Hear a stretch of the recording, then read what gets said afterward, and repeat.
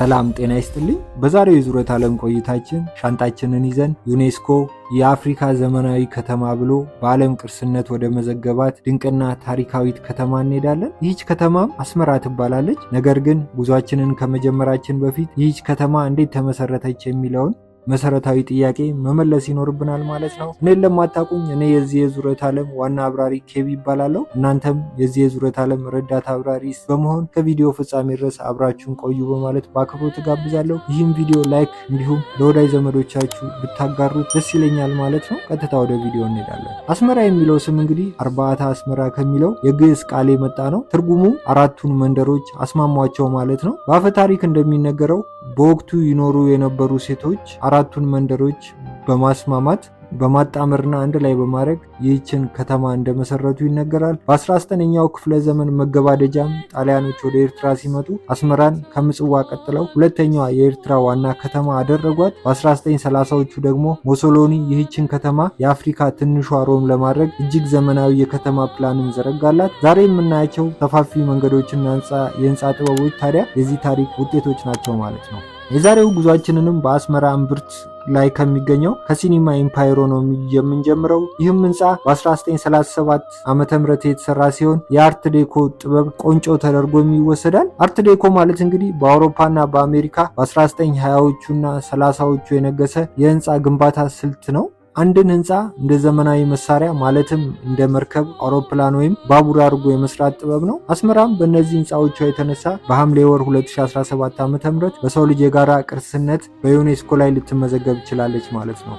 ጥቂት እርምጃዎችንም ከዚህ ሲኒማ ኢምፓየሮ እንደተጓዝን የአስመራ ካቴድራል እናገኛለን። ይህም የአስመራ ካቴድራል በሎምባርዲ ዘይቤ በጡቤ የተሰራ ህንፃ ነው። 52 ሜትር ቁመት ያለው የደውል ማማም አለው። እዚህ የደውል ማማ ላይ ቆመን የአስመራን ከተማ ሙሉ ለሙሉ መመልከት እንችላለን ማለት ነው። ሌላው ድንቅ ቦታ ደግሞ የከተማዋ ማዕከላዊ ገበያ ወይም ሹቅ ነው። እዚህ ጋር የሰው ግርግር፣ የቅመማ ቅመሞች መዓዛ እንዲሁም የኤርትራ እውነተኛው ህይወት የሚታይበት ቦታ ነው። እደ ጥበብን እና ሌሎች ባህላዊ ልብሶችን ለመግዛት ከዚህ የተሻለ ቦታም የለም ማለት ነው አስመራ ውስጥ። እንግዲህ በእነዚህ ውብ ህንፃዎች መካከል በገበያዎቹ መካከል ስንዘዋወር የምናገኛቸው ሌሎቹ የአስመራ እውነተኛ ጌጦች ደግሞ የአስመራ እንስት ቆነጃጅቶች ናቸው። እነዚህ የአስመራ እንስት ቆነጃጅቶች በጠቆረ ፀጉራቸው ላይ የሚሰሩት ቆንጮ ወይም አልቦ የተሰኘው የሹሩባ ጥበብ ከነጭ ነጠላቸው ጋር ተዳምሮ ልዩ ውበት፣ ልዩ ግርማ ሞገስ ይሰጣቸዋል። የአስመራ ህዝብ አኗኗርም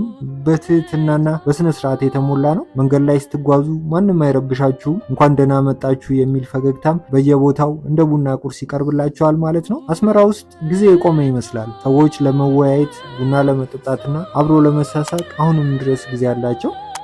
አሁን ደግሞ ወደ ሆዳችን እንመለስ። እንግዲህ እግር ጥሎን አስመራ ስንሄድ ልንበላቸው የምንችላቸውን የተወሰኑ ምግቦች እንቃኛለን ማለት ነው። የመጀመሪያው የአስመራ ባህላዊ ምግብ ዚግኒ ነው። ይህም በበሬና በበግ ስጋ በበርበሬና በቅመማ ቅመም ተሰርቶ ከለስላሳ ጣፋጭ እንጀራ ጋር ነው የሚቀርብልን። ጣዕሙም አንዴ ከቀመሱት ከምላስ ላይ አይጠፋም። ሌላው ደግሞ የጣሊያን ተጽዕኖ በፓስታና በፒዛ አሰራራቸው ላይ ዛሬም ድረስ ይታያል። በተለይ ላዛኛና ካርቦናን እዚህ አስመራ ውስጥ የሚሰራ በት መንገድ ልክ ጣሊያን ሚላን ውስጥ ከሚሰራበት መንገድ ጋር ተመሳሳይ ነው ማለት ነው። ለጣፋጭ ምግብ ደግሞ ፓኔቶ የተባለውን ኬክ ወይም የጣሊያንን አይስክሬም መቅመስ አለባችሁ። ይህን ሁሉ ደግሞ በዓለም ታዋቂ በሆነው የአስመራ ማኪያቶ ስታጅቡት ያለውን ጣዕም ለእናንተ ትቼዋለሁ። እዚህ ከተማ ውስጥም መጥቶ ማኪያቶ ሳይጠጣ የሚሄድ ሰው ጉብኝቱ እንዳልተሟላ ነው የሚቆጠረው ማለት ነው። ምሽት ሲመጣም ከተማዋ ሌላ ድባብ ትለብሳለች። የክራር ድምፅ ከየካፌው ይሰማል። የኤርትራ ሙዚቃ የራሱ የሆነ የ6/8ኛ ቅኝት አለው። ይህም የሰውነታችንን ሳናቀው እንዲወዛወዝ ይጋብዘዋል ማለት ነው። የኤርትራ ሙዚቀኞችም እንደ አብርሃም አፈወርቅ ያሉ ታላላቅ አርቲስቶች ስለ ሀገራቸውና ስለ ፍቅር የዘፈኗቸው ዜማዎች ዛሬም ድረስ በአስመራ ሰማይ ላይ ይንሳፈፋሉ ማለት ነው። እንግዲህ አስመራ ማለት ታሪክ፣ ጥበብ፣ ፍቅርና ሰላምን በአንድ ላይ ሰብስባ የያዘች ከተማ ናት። በአካል ባንሄድም በምናባችን ይህችን ድንቅ ከተማ ዞረናታል። በሚቀጥለው ቪዲዮ ሌላ አስደናቂ ቦታ ይዤላችሁ እመጣለሁ። እስከዚያው ድረስ ላይክ እና ሰብስክራይብ በማድረግ አበረታቱኝ። ሰላም ለእናንተ ይሁን። መልካም ጊዜ፣ ቸር ቆዩልኝ።